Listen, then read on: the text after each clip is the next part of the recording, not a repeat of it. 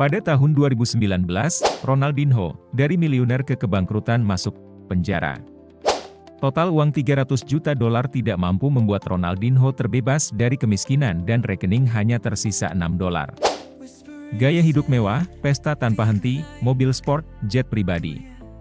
Denda hukum 2,3 juta dolar akibat kasus lingkungan di Brasil.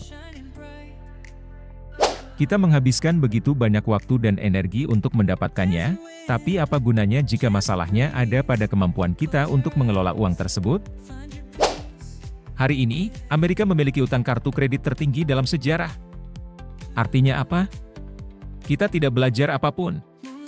Utang adalah beban tak kasat mata yang ditanggung oleh orang-orang paling rentan. Statistik ini memang mencerminkan kondisi di Amerika Serikat dan Inggris, tetapi pikirkanlah, bagaimana dengan hubunganmu sendiri dengan uang? Apakah uang datang ke dalam hidupmu hanya untuk segera menghilang begitu saja? Pernahkah uang membuatmu berada dalam posisi rentan? Sebegitu rentannya hingga kamu tergoda untuk mengikuti skema cepat kaya atau membeli kursus dari seseorang yang mengaku bisa membuatmu kaya? Seluruh channel ini berusaha membahas topik-topik ini dalam berbagai aspek, tapi aku sadar, persepsi kita tentang uang seringkali lebih penting daripada kemampuan kita untuk menghasilkannya. Terutama karena otak kita sendiri seringkali tidak dirancang untuk membuat keputusan keuangan yang bijak.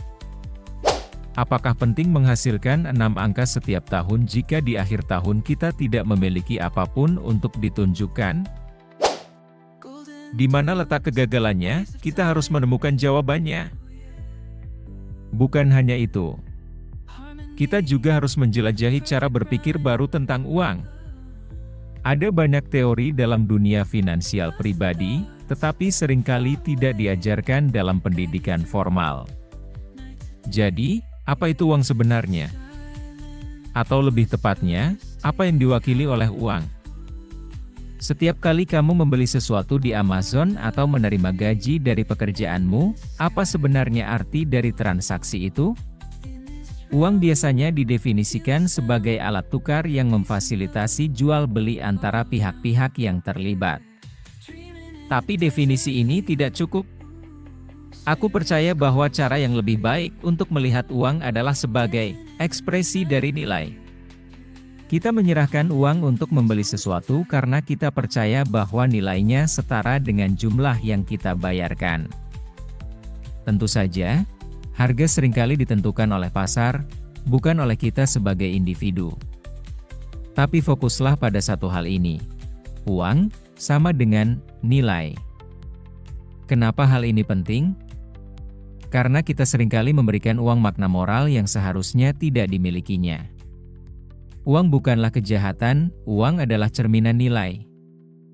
Saya yakin Anda pernah mendengar kutipan, "Uang adalah akar segala kejahatan." Tapi benarkah demikian? Saat kita melihat seseorang kaya, kita sering berpikir mereka hanya beruntung atau mengambil keuntungan dari orang lain. Kita jarang bertanya, nilai apa yang mereka ciptakan hingga bisa menghasilkan kekayaan itu? Memahami bahwa uang sama dengan nilai adalah kuncinya. Uang itu sendiri tidak jahat. Uang juga tidak membuat seseorang menjadi baik atau buruk. Uang hanya memperbesar sifat asli seseorang.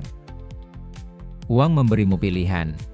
Pertanyaannya adalah, apa yang kamu lakukan dengan uang itu? Mengapa ini penting?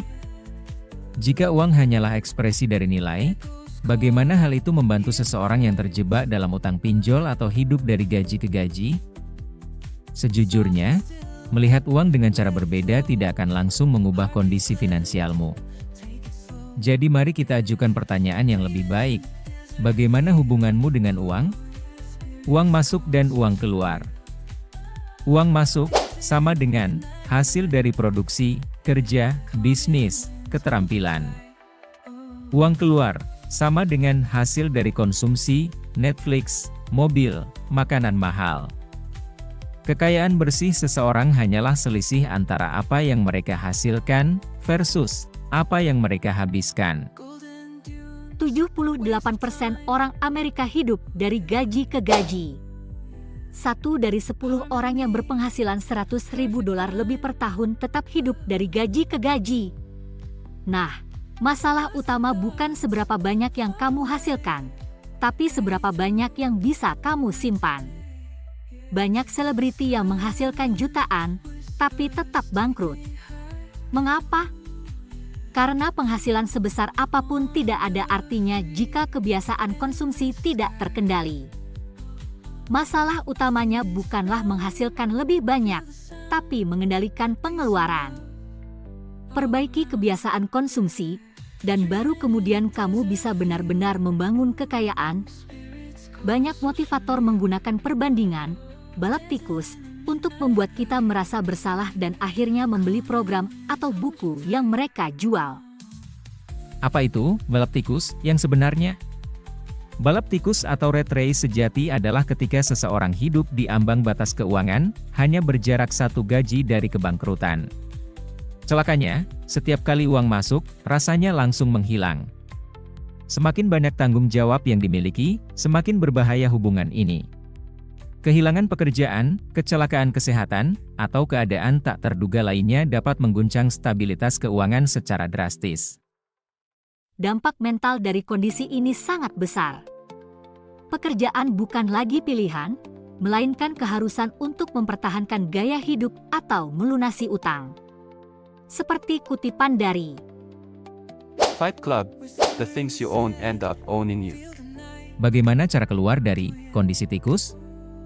Langkah pertama, dalam keuangan pribadi adalah meningkatkan kesadaran terhadap hubungan kita dengan uang. Ini bisa dilakukan dengan mencatat pengeluaran bulanan dalam kategori seperti tempat tinggal, transportasi, makanan, utilitas, hiburan, dan sebagainya. Namun, tahap ini sulit. Dalam psikologi keuangan, ada yang disebut ostrich effect, kecenderungan menghindari informasi keuangan negatif. Misalnya, perasaan takut melihat saldo rekening setelah malam berfoya-foya.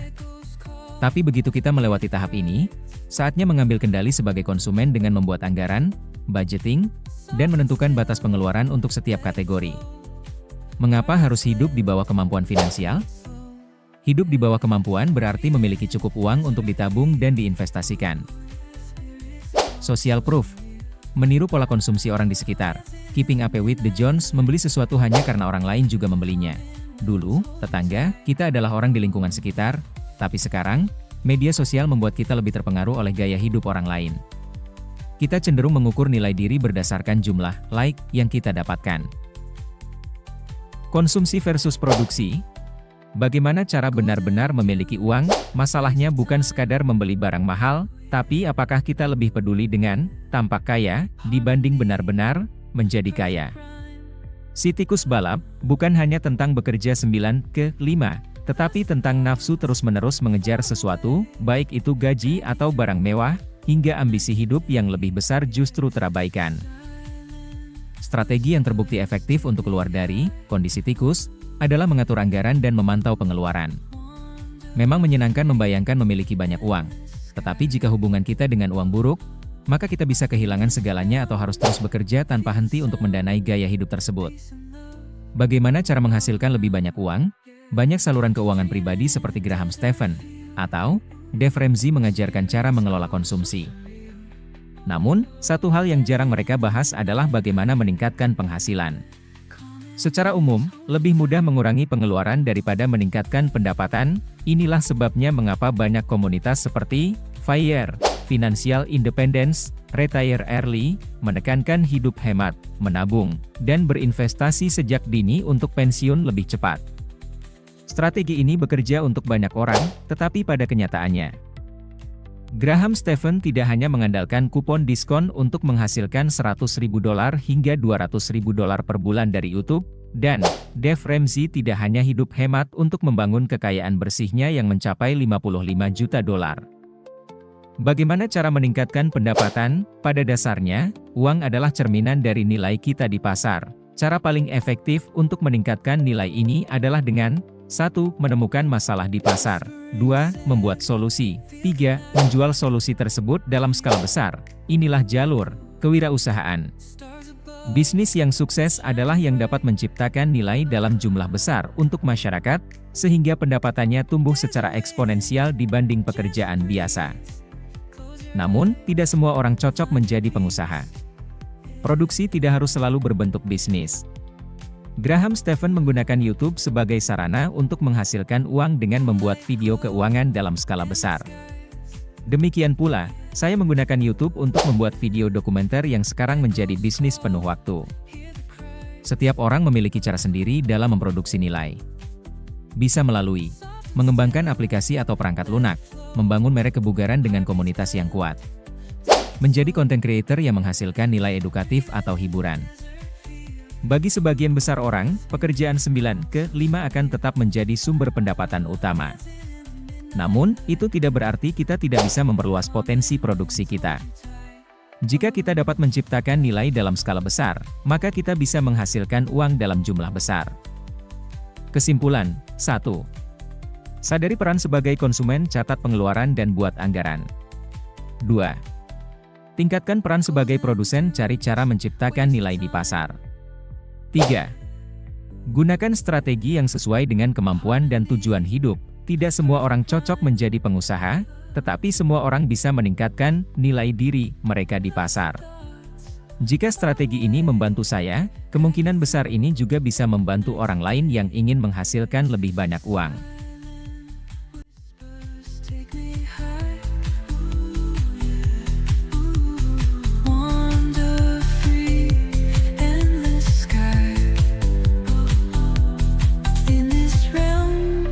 Feel the sound, peace and love.